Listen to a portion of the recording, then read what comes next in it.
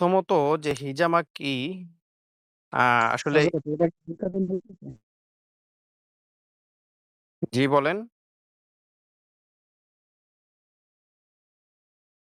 কেউ কিছু বললেন কি?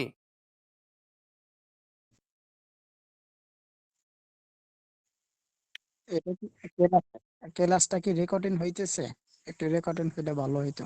আচ্ছা আমি রেকর্ড হচ্ছে। ঠিক আছে। রেকর্ড হচ্ছে। ঠিক আছে। শোনো। আমরা যেহেতু ৩১ বেজে গেছে আমরা এরপর আর কোন ক্লাসে আর কাউকে ঢুকতে দিব না ইনশাআল্লাহ। যারা আগে ঢুকছে তারাই থাকবে। আচ্ছা এখন হিজামা কি মূলত আপনারা জানেন যদি বাংলা কথা আমি সংক্ষিপ্তভাবে বলি। আ সেটা হলো ওই যে বেদেরা আ বেদে পরিবারের মানুষগুলা যারা এই বিভিন্ন জায়গায় ঘুরে মানুষকে গরুর একটা শিং দিয়ে এরপরে পুরাতন একটা বেলেট দিয়ে পা না কেটেই জাদুমন্ত্রের মাধ্যমে মুখ দিয়ে কোনো কিছু এমনিই রক্তের মতো কিছু একটা বের করে দেখায় যে হিজামা করলাম। মানে শিঙ্গা লাগাইলাম। এইটাকেই মূলত হিজামা বলে। এইটাকে বলে শিঙ্গা লাগানো। আর এই সম্পর্কে রাসূল সাল্লাল্লাহু আলাইহি ওয়াসাল্লাম অসংখ্য হাদিস বর্ণনা করেছেন। মানে তার আমল রয়েছে। রাসূল সাল্লাল্লাহু আলাইহি ওয়াসাল্লাম এটাকে চিকিৎসার জগতে যত রকমের চিকিৎসা পদ্ধতি আছে, সমস্ত চিকিৎসার মধ্যে সবচাইতে ভালো উত্তম চিকিৎসা বলেছেন যে হিজামা করা। এবং কি রাসূল সাল্লাল্লাহু আলাইহি ওয়াসাল্লামের অন্য একটা হাদিস যখন রাসূল সাল্লাল্লাহু আলাইহি ওয়াসাল্লাম মেরাজে যান, মেরাজে যাওয়ার পরে যখনই রাসূল সাল্লাল্লাহু আলাইহি ওয়াসাল্লাম কোনো ফেরেশতাদের পাশ দিয়ে যাচ্ছিলেন, ফেরেশতাদের দলের পাশ দিয়ে যাচ্ছিলেন, তখন ফেরেশতারা রাসূল সাল্লাল্লাহু আলাইহি ওয়াসাল্লামকে বলছিলেন যে, "ইয়া রাসূলাল্লাহ আপনি আপনার উম্মাতদেরকে হিজামা করতে বইলেন।" মানে হিজামার কত গুরুত্ব যে মেরাজে যাওয়ার পরেও ফেরেশতাগণ রাসূল সাল্লাল্লাহু আলাইহি ওয়াসাল্লামকে বলছেন যে, "আপনার উম্মাতদেরকে আপনি বইলেন তারা যেন হিজামা করে।" আ হিজামা করে বলতেছিলেন। তাহলে হিজামার গুরুত্ব সম্পর্কে জানেন। এছাড়া আরো অসংখ্য হাদিস রয়েছে। আমি এটা কেন বলতেছি হাদিসগুলা জানা কেন জরুরি? মানে আবার নতুন করে বর্ণনা কেন করতেছি? আপনারা জানেন যে হিজামাটা দখল করে নিছে কারা? দখল করে নিছে বেদেরা। মানে হিজামা এমন একটা চিকিৎসা পদ্ধতি যেই চিকিৎসা পদ্ধতি প্রত্যেকটা মাসজিদের ইমামের করা উচিত। প্রত্যেকটা যেই হিজামাটা প্রত্যেকটা মসজিদের ইমামের জানা উচিত। ভালো মানুষদের জানা উচিত। যারা রাসূল সাল্লাল্লাহু আলাইহি ওয়াসাল্লামের সুন্নাহকে ফলো করে তাদের জানা উচিত। কিন্তু দুঃখের বিষয় হলো সত্য, আ অসংখ্য সাধারণ মানুষ যারা আছে তারা মানে নামাজ কালাম পড়ে, খুব পরহেজগার। তারা হিজামা করাকে হারাম মনে করে। মানে যারা হিজামা করে আ মনে করে যে হারাম কাজ করতেছে। মানে ওই যে বেদে পরিবার দিয়া যখন শিঙ্গা লাগায় তখন মনে করে হারাম কাজ করতেছে। আমি সংক্ষিপ্ত একটা নিজের কথা বলি। অনেকদিন আগে আ হিজামা করা সুন্নাত এ সম্পর্কে তো আলহামদুলিল্লাহ আমার অনেক আগের থেকেই ধারণা। মানে ধারণা বলতে এ সম্পর্কে জ্ঞান আমার আছে। আর আপনারা যারা আলেম ওলামা আছেন প্রত্যেকেই জানেন যে হিজামা সুন্নাত এটা আপনাদেরও অনেক ভালো জানা আছে। তো সেই অনুযায়ী আমি একদিন আ মাসজিদের সামনে এক মহিলাকে দিয়ে মানে বেদে বোঝেনি তো। এছাড়া তার উপায় নেই। বাংলাদেশ এমন হয়ে গেছে যে সুন্নাহ একটা চিকিৎসা আলেম ওলামার খবর নাই। আ একজন বেদে তাকে দিয়ে নিতে হয়। তো যাই হোক বললাম যে, "আমার তো কোনো রোগ-টোগ আপাতত নাই, কোনো সমস্যা নাই। আপনি আমার পায়ে একটা হিজামা করাইয়া দেন। একটা সুন্নাহ আদায় করে ফেলাই।" এই হলো উদ্দেশ্য আর কিচ্ছু না। তে ও কি করলো? আমার পাও না কাইটা ও শিং লাগাইলো। শিং লাগাইয়া মুখের মধ্যে থেকে রক্তের মতো কিছু একটা বের করলো। আর বলল যে, "এইটা হলো পচা রক্ত বাইর করলো।" হ্যাঁ? পচা রক্ত বাইর করলো। এরপরে তো টাকা-পয়সা, টাকা দিলাম। আমার তো আর চাইল নাই মাসজিদে তখন থাকি। তখন তো আর চাইল দেওয়ার অপশন নাই। টাকা দিলাম। এরপরে যাওয়ার সময় বলল যে, "আমার এক ছেলে মাদ্রাসায় পড়তে দিছি। আপনার একটা পাঞ্জাবি দেন।" পরে আমার একটা জুব্বা ছিল। আমি জুব্বাটা দিয়ে দিলাম।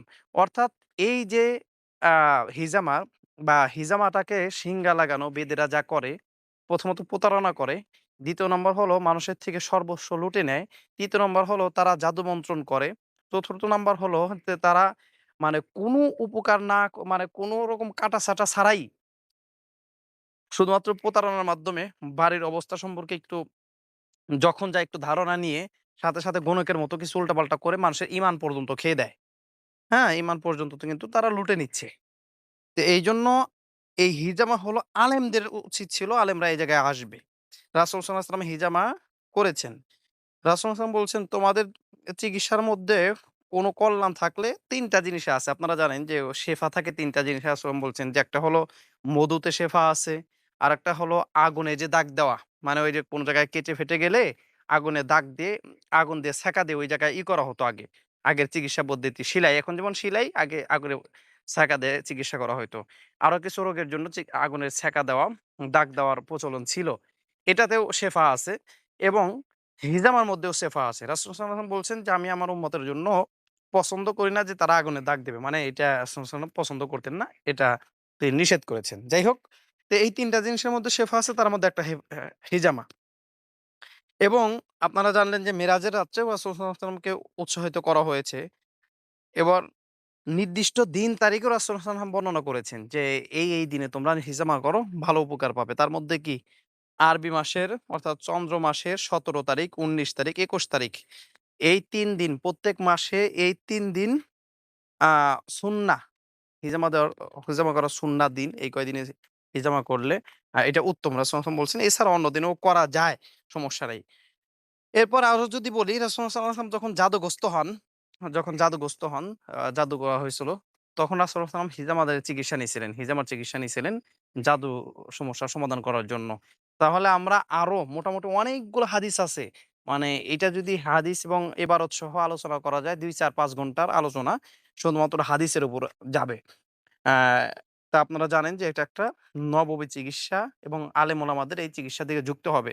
আর যখনই আলেম ওলামা ভালো কোনো কাজ, যেমন ব্যবসা থেকে আলেম ওলামা দূরে সরে গেছে, এই জায়গাগুলো দখল করছে কারা? যারা প্রতারক, যারা খারাপ লোক, তারা ব্যবসার জায়গা দখল করে নিছে। অনুরূপভাবে হিজামা যখন আলেম ওলামা ছাইরা গেছে, ভুইলা গেছে, তখন এই জায়গাগুলো দখল করে নিছে বেদে পরিবার এবং তারা দেদারসে প্রতারণা করেই চলছে। হ্যাঁ, এই হলো হিজামা। তো হিজামা আমাদের করতে হবে। হাজ্জাম শব্দের অর্থ ওই যে হাজাম, আমরা মুসলমানি যারা করাই তাদেরকে বলি হাজাম। তা হাজাম তো ওই হাজাম না। হাজ্জাম মূলত যারা হিজামা করে তাদেরকে হাজ্জাম বলা হয়। হ্যাঁ?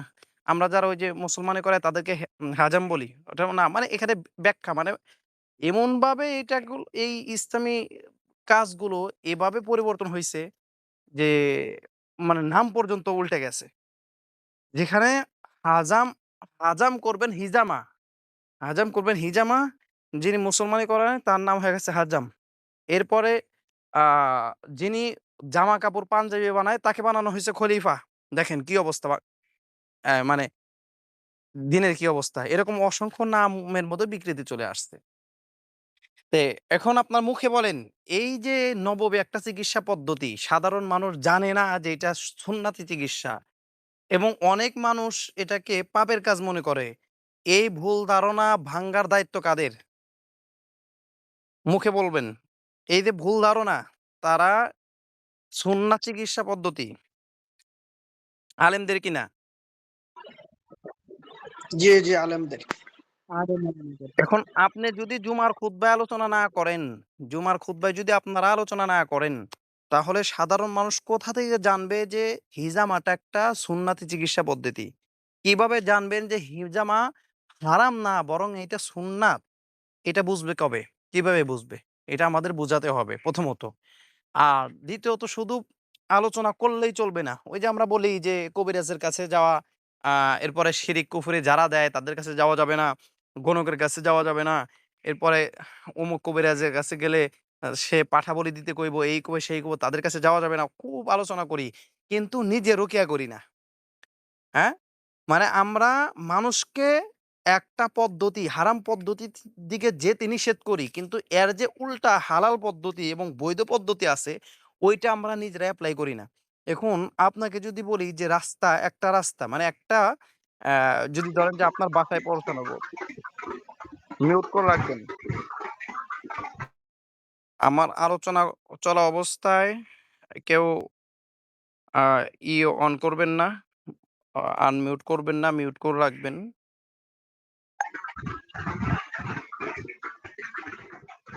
ভাই আপনি কি বোঝেন না নাকি ইচ্ছাকৃতভাবে শব্দ করতেছেন ভাই? আপনাকে বের করে দেওয়া হবে ক্লাস থেকে।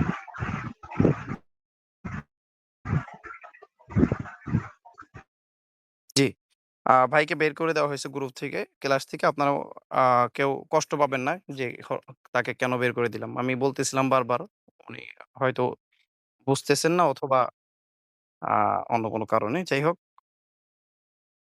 এখন যে কথা বলছিলাম, এই যে একটা সুন্নাত চিকিৎসা পদ্ধতি আমরা মানুষকে হারাম কাজ থেকে বাধা প্রদান করি এবং বোঝাই এটা হারাম। কিন্তু এইটার বিপরীতে যে হালাল আছে, বৈধ আছে এবং সুন্নাহ আছে এটা আমরা চেনাই না। এখন এইটা এরকম হইলো যে কেউ যদি আ আচ্ছা ধরেন যে কেউ একটা জায়গায় যাবে, একটা বাজারে যাবে। বাজারের একটা রাস্তা আছে, সবাই জানে কিন্তু এই রাস্তাটা খারাপ রাস্তা। বাজারে যাওয়ার জন্য খারাপ রাস্তা। আরেকটা রাস্তা আছে ইমাম সাহেব একা জানে যে এই রাস্তাটা ভালো। এখন ইমাম সাহেব শুধু বলে যে এই খারাপ রাস্তা দিয়ে যাবেন না। আবার আওয়াজ করতেছে কেন?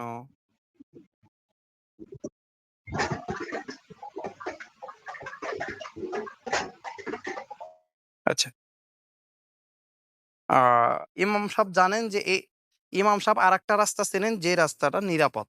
একটা রাস্তা খারাপ রাস্তা বাজারে যাইতে, আর আরেকটা রাস্তা ভালো রাস্তা, নিরাপদ রাস্তা। কিন্তু এই রাস্তা কেউ চেনেন না, ইমাম সাহেব একা চেনেন। এখন ইমাম সাহেব বলতেছে, "তোমরা এই রাস্তা দিয়ে বাজারে যাইও না, এই রাস্তা দিয়ে বাজারে যাইও না। এই রাস্তা দিয়ে বাজারে গেলে পাপ হইব। এই রাস্তা দিয়ে বাজারে গেলে সামনে তোমার আ পতিতালয়ে মহিলারা পড়বো। তোমরা কেউ ওই রাস্তা দিয়ে বাজারে যাবা না।" কিন্তু ইমাম সাহেব কোনদিন বলে না যে, "আমি আরেকটা রাস্তা চিনি, যে এই রাস্তা দেয়া যাও।" হ্যাঁ? তাহলে এইটা কিন্তু সমাধান নিয়ে আসবে না। এইজন্য অনুরূপভাবে যারা হারামভাবে ঝাড়ফুঁক করে, শিরিক-কুফরি করে এদেরকে যখন আমরা নিষেধ করব অনুরূপভাবে আমরা নিজেরা হালালটা প্রচলন করব।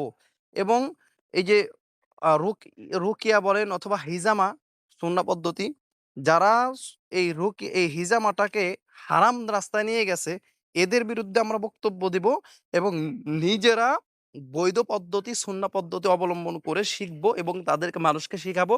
খুতবা আলোচনা করব, নিজে কাজ করব এবং তাদেরকে চিকিৎসা দিব। এই নিয়াতে আগাতে হবে ইনশাআল্লাহ। আ আর হিজামার যে কতগুলো উপকারিতা, আসলে সময় ভাই তো আবার ঢুকছেন। আওয়াজ করবেন না ভাই। আপনি তো আবার জয়েন করছেন মুস্তাফিজুর রহমান। ভাই আপনি ও হ্যাঁ, আপনি যেমনি আছেন এমনিই থাকবেন। কোন জায়গায় চাপাচাপি করবেন না। ঠিক আছে। আর এই হিজামা পদ্ধতিটায় মানুষের জন্য অনেক শেফা আছে। কারণ রাসূল সাল্লাল্লাহু আলাইহি ওয়াসাল্লাম নিজে বলছেন শেফা আছে। এ জায়গায় শেফা না থেকে যাবে কোথায়? অসংখ্য শেফা আছে। তার মধ্যে কারো মাথা ব্যাথা, ঘাড় ব্যাথা, হাই প্রেশার, এরপরে আপনার আ যাদের রক্তর প্রয়োজন, মানে শরীর দূষিত রক্ত এটা বের করা দরকার। যাদের রক্ত চলাচল কম করে, তাদের রক্ত চলাচল বৃদ্ধি করা দরকার। অনেকে মাইগ্রেনের ব্যথা, শরীরে ক্লান্তি, আ এরপরে মানে জাদু, হ্যাঁ? জাদু এমনকি জিন চিকিৎসা মানে জিন। মানুষকে জিন ধরে, এই জিন তাড়ানোর জন্যও হিজামা করা হয়। অনেক জিন ঝাড়ফুঁকে মানে রুকিয়াতে যেতে চায় না। তো এই সকল জিনকে তখন রক্তর মাধ্যমে টেনে বের করে, হিজামার মাধ্যমে টেনে বের করে তাদেরকে দূর করা যায়। এরপরে ত্বকের সমস্যা, ব্রণ, মানে একজন মানুষের যতগুলা রোগ হতে পারে, একজন মানব শরীরে যত রকমের রোগ হতে পারে, সমস্ত সমস্ত না বললেও অধিকাংশ রোগের সমাধান আছে হিজামার মধ্যে। সুবহানাল্লাহ! তাহলে সমস্ত না বললেও অধিকাংশ রোগের সমাধান কিন্তু এই হিজামার মধ্যে আছে। তাহলে এটা আমাদের শেখা প্রয়োজন। এখানে কেউ হিজামা শিখছেন? এরকম কে আছেন? হাত তোলেন দেখি।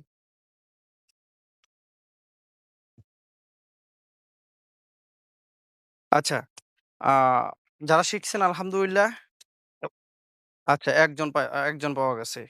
আ জুবাইর, আলহামদুলিল্লাহ। যাক ভাই ধন্যবাদ। জুবায়ের ভাই তাহলে উনি শিখছেন। ভাই আপনি শিখছেন যেমন আপনি জুমার খুতবা আলোচনা করে মানুষকে জানাবেন বিষয়টা এবং আপনার মুসল্লিদের মধ্যে তাদেরকে হিজামা করাবেন। অনেকে অসুস্থতার জন্য আপনার কাছে আসবে বিভিন্ন বিষয়ে তাদেরকে হিজামা করাবেন। এটা একটা সুন্নাতও বটে এবং হিজামার মধ্যে অনেক শেফা আছে। এটা যেহেতু আপনি শিখছেন আপনি জানেন। এরপর আরো যারা শিখছেন আ আলহামদুলিল্লাহ ভালো, এবং যারা শেখেন নাই তারা অবশ্যই শিখবেন। কোথা থেকে শিখবেন? আ এটা আবার একটু কেমন জানি আপনাদের কাছে করা হচ্ছে, মানে ওই কোন কিছুকে আপনাদেরকে কেনানো হচ্ছে এরকম একটা কথা, মানে এরকম আসতেছে যেটা আমি পছন্দ করি না। তারপরেও বলি, এএস ন্যাচারাল লাইফ এর পক্ষ থেকে হিজামা এবং পলিপাসের প্রশিক্ষণের একটা ব্যবস্থা করা হয়। এএস নেচার লাইফের পক্ষ থেকে হিজামা এবং পলিপাস চিকিৎসা সম্পর্কে ইনশাআল্লাহ আগামী ক্লাসে আলোচনা হবে।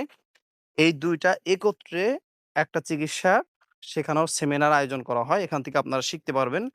আগ্রহী থাকলে অবশ্যই গ্রুপে জানাবেন যে, "আমরা আগ্রহী।" তাহলে আমি কোনো একটা আবার সেমিনার করব ইনশাআল্লাহ। তবে এটা কিন্তু আপনাদেরকে গ্রুপে ডেকে এনে আ আপনাদেরকে দিয়ে হিজামা প্রশিক্ষণ করিয়ে টাকা নেওয়ার ইচ্ছা নাই। কারণ আপনারা আমাদের সাথে যুক্ত হইছেন, ব্যবসা করবেন, আপনারা ব্যবসা করবেন, আমাদের ইনকাম হবে ইনশাআল্লাহ। আপনারা ব্যবসা করবেন, আপনারা লাভবান হবেন, আমরাও লাভবান হব ইনশাআল্লাহ। এটাই আমাদের টার্গেট, এটাই আমাদের উদ্দেশ্য। কিন্তু বাদবাকি যেহেতু আমাদের এখানে সেমিনারের ব্যবস্থা করা হয়, সেজন্য জানানো আরকি। যাদের আগ্রহী আছেন গ্রুপে জানাতে পারেন ইনশাআল্লাহ। তাহলে আমরা সেমিনার করব। আর হিজমা সম্পর্কে অনেক আলোচনা। শহীদুল ইসলাম ভাই আমাদের শরীয়তপুরের অ্যাডমিন ভাই গ্রুপে একটা লেখা দিছে লম্বা লেখা। ওই লেখাটা পড়বেন। আর বাদবাকি আরো হিজামার যে খুঁটিনাটি বিষয়গুলো আছে আ আমরা যেদিন প্রশিক্ষণ করবেন ইনশাআল্লাহ সেইদিন আমরা আপনাদেরকে শিখাইয়া দেব এবং মোটামুটি ধারণা দিয়ে দেব। সেদিন থেকে যেদিন শিখবেন একদিনের প্রশিক্ষণ হয়। ওই একদিনের প্রশিক্ষণে আপনি হিজামা এখান থেকে করে ট্রেনিং নিয়ে নিজের হাতে হিজামা করে এরপর আপনারা বাড়ি পর্যন্ত পৌঁছাতে পারবেন ইনশাআল্লাহ। ভালো থাকবেন। আজকে এ পর্যন্তই। এখনো বিদ্যুৎ আসে নাই আমাদের এখানে। আমি এখনো মাস্তিদের ছাদের উপরে একা, একা হাঁটতেছি। চারিপাশে গাছ, আশেপাশে বাড়ি একটু দূরেই। আ আমি নেটই চলে গেছে। আচ্ছা।